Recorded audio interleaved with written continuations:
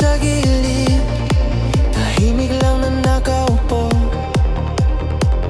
Tayo'y sumisigaw, tumatawa, siya'y nakangiti lang sa inyo. May lolo sa mesa, kinakalikot ang relo. Tayo'y naka-phone, naka-video, siya'y naghihintay lang ng kwento. Bago matapos ang tugtog, bago maubos ang alak sa baso, umupo ka muna sa tabi niya, pakinggan ang dahan-dahang boses nito. Habang naririto ka, bibigyan kita